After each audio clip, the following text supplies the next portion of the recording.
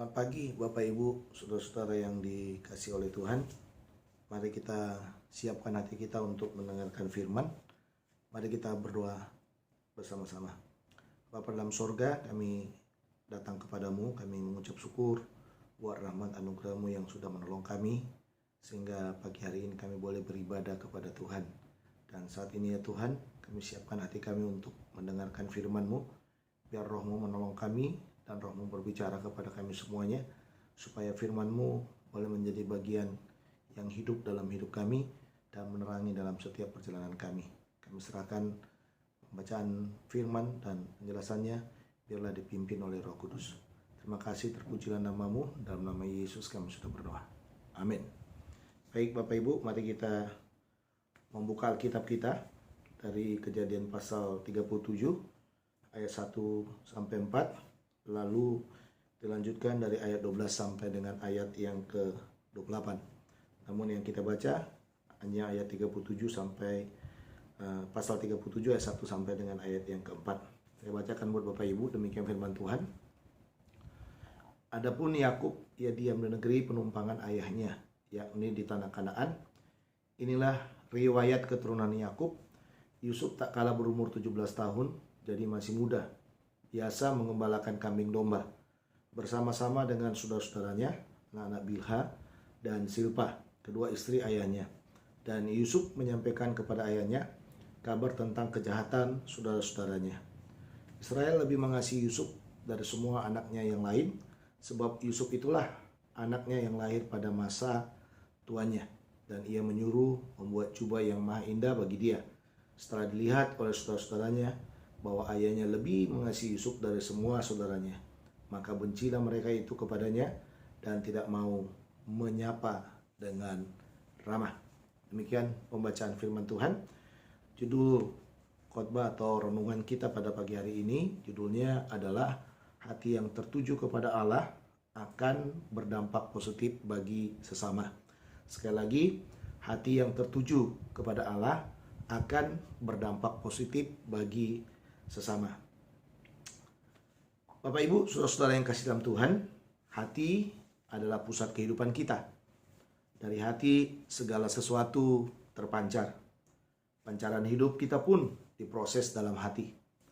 Perhatikan apa yang dikatakan oleh Amsal pasal yang keempat ayat yang ke-23. Jagalah hatimu dengan segala kewaspadaan, karena dari situlah terpancar kehidupan. Hati juga tempat Allah hadir. Kita memulai hidup kekal kita melalui hati, sehingga kita terima Tuhan Yesus pun melalui hati kita. Karena hati tempat Allah hadir, seharusnya kita menjaga hati kita sepenuhnya. Kita perlu mengarahkan hati kita kepada Allah. Karena kita telah terima Tuhan Yesus, seharusnya hati kita sepenuhnya dikendalikan oleh Allah. Karena Allah tinggal di dalam hati kita. Dengan kita mengarahkan hati kita kepada Allah, hal ini akan menolong kita untuk melekat dengan Allah, sehingga hidup kita bisa berdampak positif bagi sesama. Oleh karena hati kita tertuju kepada Allah, maka hidup kita akan berdampak positif bagi sesama. Karena hati kita tertuju kepada Allah, artinya Allah tinggal dalam hati kita. Seharusnya hati kita sepenuhnya tertuju kepada Allah, sehingga Allah akan memakai kita sesuai dengan maksudnya. Nah, kita bisa melihat di dalam bagian ini Bapak Ibu, ya, Yusuf adalah anak Yakub dari Rahel. Dalam Kejadian pasal 30 ayat 22 sampai 24. Anak yang dinantikan sangat lama, karena dikatakan dalam Alkitab Rahel itu adalah mandul dalam Kejadian 29 ayat 31. Karena hatinya tertuju kepada Allah, membuat Yusuf menjadi pekerja keras, sekalipun usianya masih muda. Dalam catatan kita dalam Alkitab, dikatakan usianya masih 17 tahun.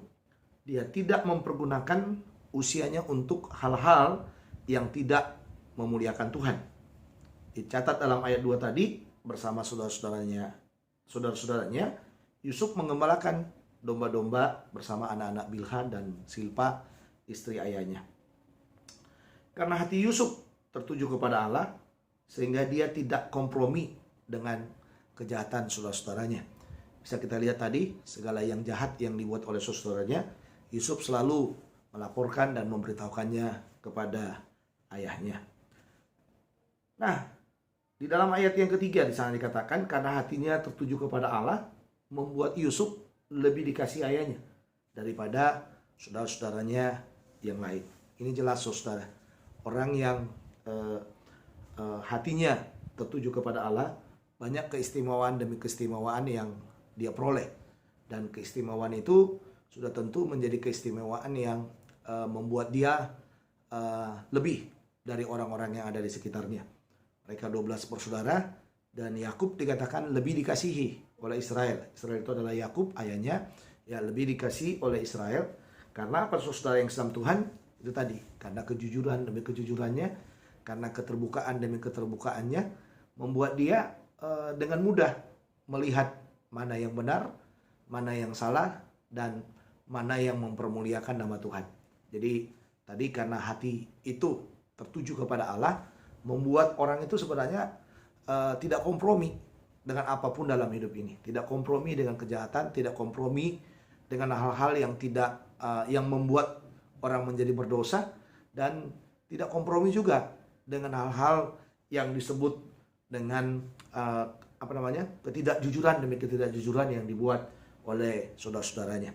Nah, itu sebabnya dikatakan dalam bagian ini, dalam ayat yang keempat, karena hatinya tertuju kepada Allah, membuat Yusuf dibenci oleh saudara-saudaranya. Memang ini resikonya. Sekalipun firman ini mengatakan hati yang tertuju kepada Allah itu yang membuat hidup kita berdampak positif bagi sesama kita. Tetapi saudara ingat, bagi orang yang jahat, bagi orang yang tidak berjalan di dalam relnya Tuhan, bagi orang yang hatinya itu jauh daripada Tuhan, itu menjadi kebencian. Makanya dikatakan dalam bagian itu, kebencian itu muncul karena Yusuf punya keistimewaan dibandingkan dengan saudara-saudaranya. Ya, jadi keistimewaan itu adalah keistimewaan yang sangat luar biasa. Bahkan dikatakan di sana bukan hanya dikasihi, tetapi secara fisik, secara jasmani pun Yusuf itu didandani oleh ayahnya dengan jubah yang dikatakan jubah yang maha indah. Ya, jadi jubah yang maha indah, jubah yang berbeda dari jubah saudara-saudaranya.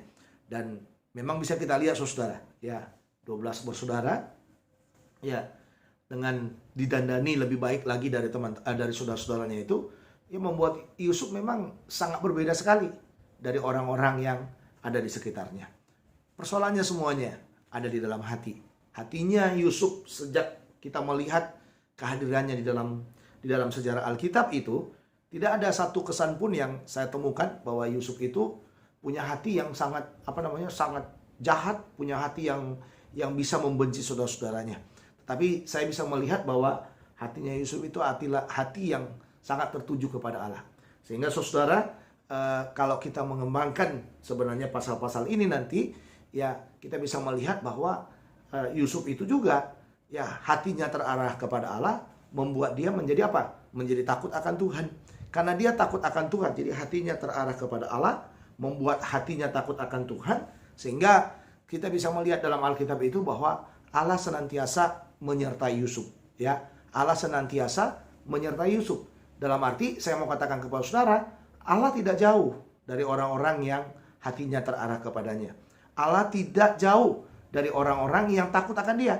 Dan Allah juga tidak jauh dari orang-orang yang berani tampil berbeda, berani menunjukkan bahwa hidupnya sebenarnya jauh lebih baik dari orang-orang yang ada di sekitarnya. Bapak Ibu, saudara-saudara yang kasih dalam Tuhan, saya rasa hal ini menjadi tekanan utama buat kita pada pagi hari ini. Marilah kita mengarahkan hati kita kepada Allah. Kalau hati kita selama ini jauh dari Tuhan, hati kita tidak mengasihi Tuhan, ya mari kita buat hati kita itu tertuju kepada Allah. Ingat baik-baik, dengan hadirnya Tuhan Yesus, dengan kita menjadi orang Kristen yang terima Yesus sebagai Tuhan dan Juru Selamat kita pribadi, saya sangat percaya sekali bahwa hati kita itu didiami oleh Roh Kudus. Hati kita itu didiami oleh Allah. Dan hati kita itu didiami juga oleh kebenaran demi kebenaran daripada Allah. Sehingga yang terpenting dari dalam hidup ini, sebenarnya kita bisa melihat, mari kita pancarkan kebenaran demi kebenaran Allah itu kepada orang-orang yang di sekitar kita. Mari kita pancarkan apa yang ada dalam hati kita, sehingga saudara, lingkungan kita dan sekeliling kita akan melihat betapa hadirnya Tuhan dalam hidup kita, sehingga pada waktu mereka berhadapan dengan kebenaran demi kebenaran yang keluar dari dalam hidup kita itu, membuat hati mereka juga bisa berbalik kepada Tuhan.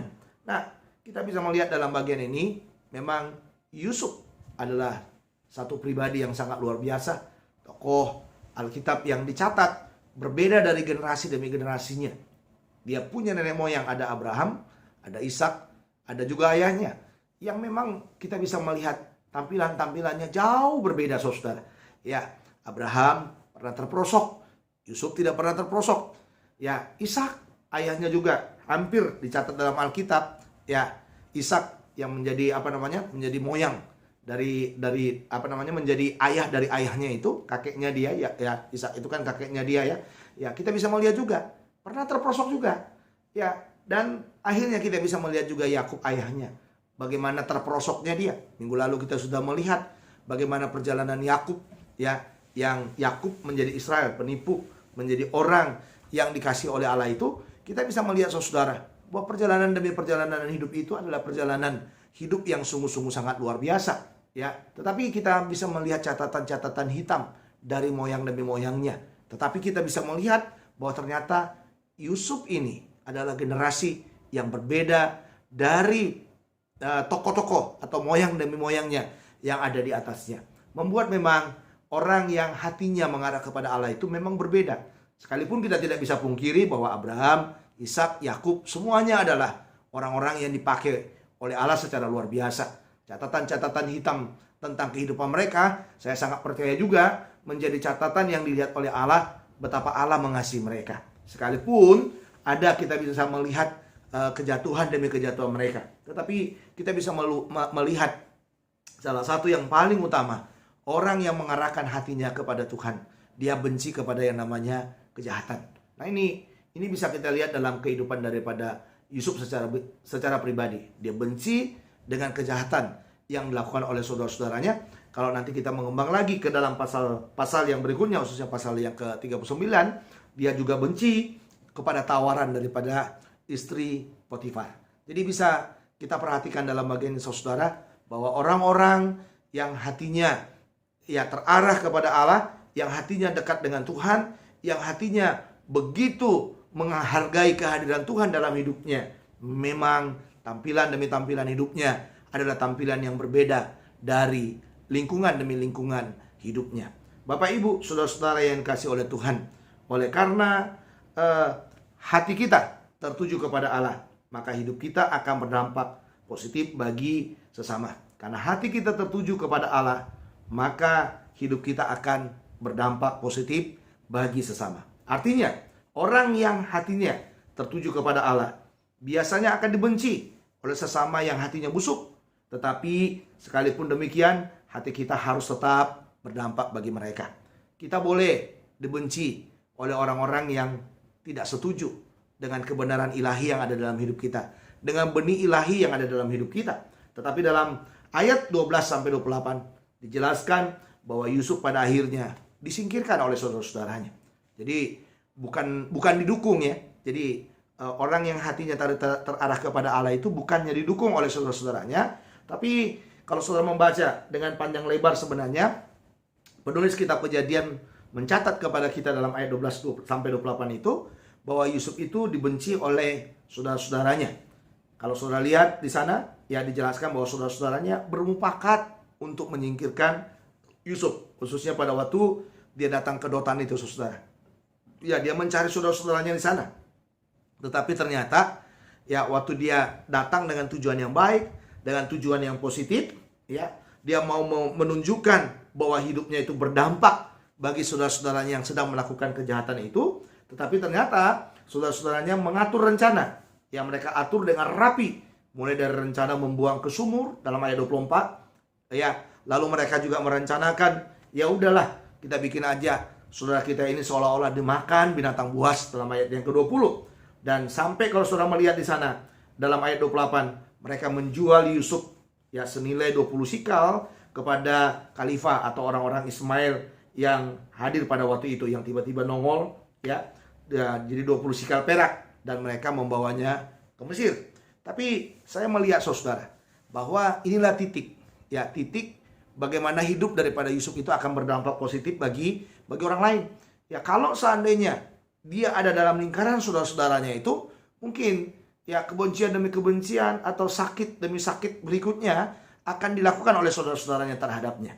Tetapi kita bisa melihat dengan dia dijual ke Mesir. Kalau saudara melihat di dalam bagian akhir dari pasal-pasal ini, saudara, dicatat bahwa inilah titik awal dia memulai perjalanan yang baru.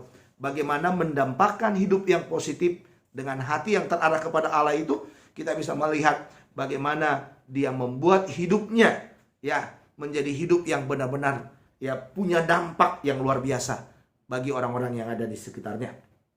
Apakah Yusuf marah?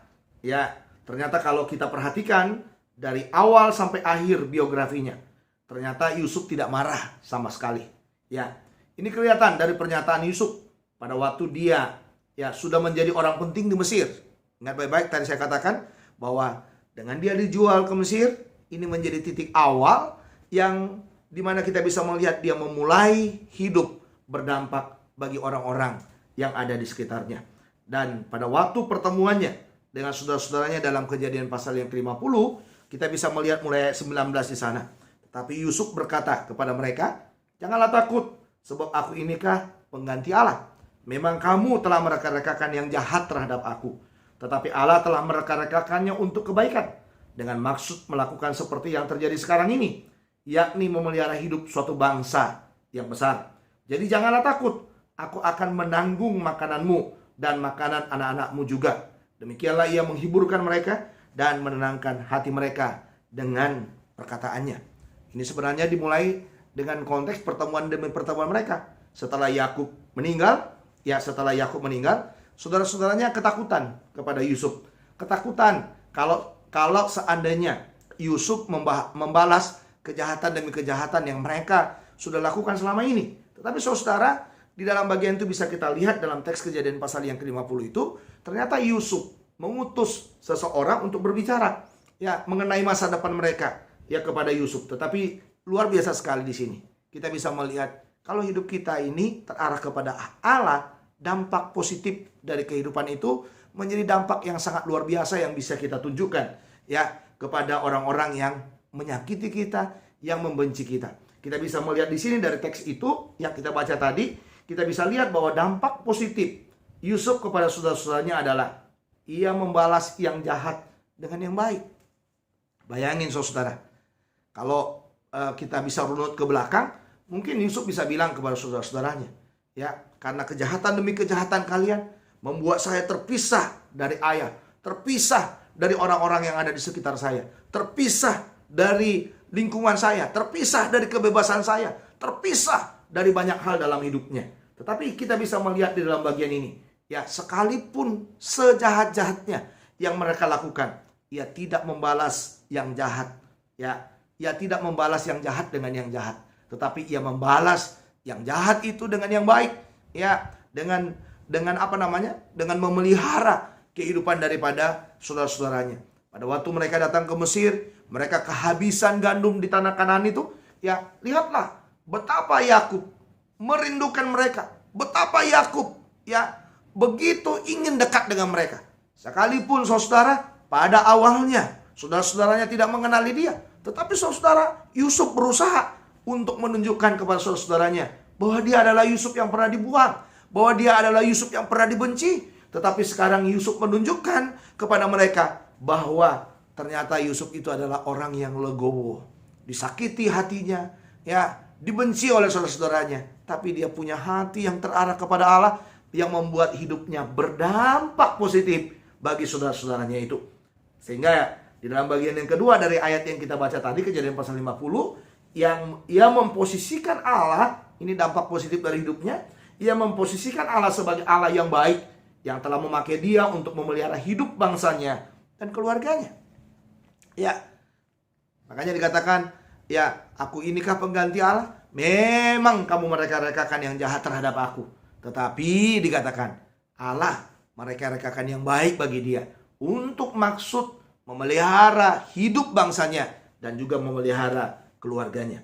Sehingga saudara, di dalam bagian ini dikatakan ia menanggung semua kebutuhan daripada keluarganya. Kakak-kakaknya takut.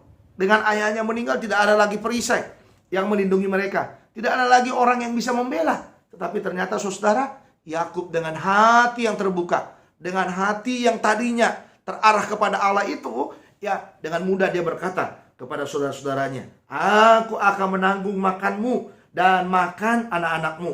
Ya, jadi janganlah takut dikatakan. Dan dia menghiburkan mereka dan menenangkan hati mereka dengan perkataannya. Sehingga tidak ada lagi ketakutan demi ketakutan yang harus ditakutkan oleh saudara-saudaranya yang sangat membenci dia itu. Nah, Bapak Ibu saudara yang dikasih oleh Tuhan, dampak positif lainnya yang pernah dilakukannya kita bisa melihat saudara dalam bagian catatan-catatan biografinya. Ya, selain kepada saudara-saudaranya, dia berdampak positif.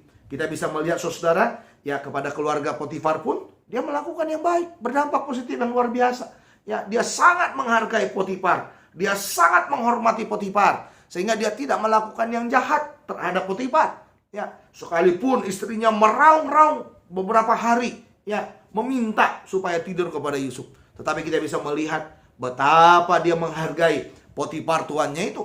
Kita bisa melihat ini menjadi catatan yang sangat luar biasa. Inilah dampak positif dari orang-orang yang hatinya terarah sepenuhnya kepada Allah. Jadi tidak ada yang tidak baik yang tidak dibuat oleh Yusuf kepada sesamanya. Ya, dasarnya dimulai dari hati yang tertuju kepada Allah. Itu kuncinya. Jadi dasarnya kalau hati kita ini terarah kepada Allah, nggak ada yang kita rancangkan yang jahat. Semua yang positif yang akan kita buat, semua sesuatu yang membangun yang kita lakukan dalam hidup kita. Jadi Bapak Ibu, saudara-saudara yang kasih oleh Tuhan, marilah kita belajar dalam hidup kita ini, mengarahkan hati kita kepada Allah, supaya hidup kita ini bisa berdampak positif bagi sesama kita. Jadi waktu saudara dijahatin, jangan balas dengan yang jahat. Itu satu yang positif yang bisa kita lihat. Ya, waktu musuhmu dalam kekurangan, berilah mereka juga tumpangan, berilah juga mereka kebutuhan demi kebutuhan hidupnya. Waktu saudara-saudaramu mungkin menjauhkanmu dari lingkunganmu, saudara karena kejahatannya, nggak usah balas. Anggaplah seperti yang dikatakan oleh Yusuf dalam bagian ini. Aku inikah pengganti Allah? Memang kamu telah mereka-rekakan yang jahat, tetapi Allah telah mereka-rekakan yang baik dengan maksud memelihara kehidupan dari satu bangsa, kehidupan keluarganya, kehidupan orang-orang yang ada di sekitarnya. Bapak Ibu, saudara-saudara yang kasih oleh Tuhan, oleh karena hati kita tertuju kepada Allah, maka hidup kita akan berdampak positif bagi sesama kita. Apalagi yang harus kita lakukan dalam hidup kita? Masih banyak. Kadang-kadang hatimu jauh daripada Tuhan, marilah membuka hati lebih dekat lagi dengan Tuhan. Kadang-kadang hatimu mungkin tidak seperti hati yang dimiliki oleh Yusuf itu, tetapi belajarlah saudara untuk mengubah hatimu sehingga perjalanan demi perjalanan hidup kita ini menjadi perjalanan yang lebih mendekat lagi kepada Allah. Jadi kita belajar dalam hidup kita ini bagaimana melekatkan hati kita, melekatkan hidup kita kepada Allah sepenuhnya supaya Allah dipermuliakan di dalam segala hal. Mari kita dekatkan hati kita kepada Tuhan. Mari kita arahkan hati kita kepada Tuhan. Kita tahu bahwa Tuhan merancangkan yang baik bagi kita, merancangkan hal-hal yang luar biasa bagi kita.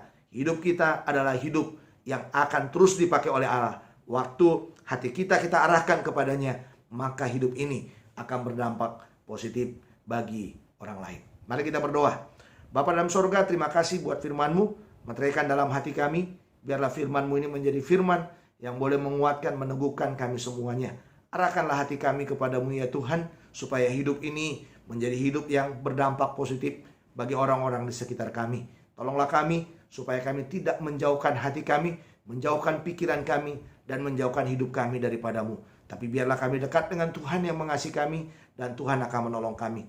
Berkati jemaat-Mu, dimanapun mereka berada, mereka yang sudah mendengarkan firman ini, tolonglah mereka dalam kesusahan demi kesusahan mereka, tolonglah mereka dalam kebutuhan demi kebutuhan mereka, tolonglah mereka juga dalam pandemi yang sedang terjadi dalam bangsa kami, dalam kota kami ini.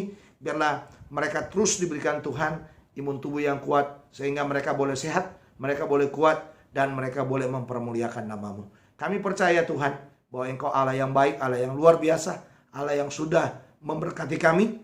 Biarlah semua pujian, semua kesaksian demi kesaksian kami, dan juga firman yang kami sudah dengarkan, membuat hidup kami ini lebih dekat lagi dengan Tuhan, dan boleh berdampak bagi sesama kami. Terpujilah nama-Mu, dalam nama Tuhan Yesus kami sudah berdoa.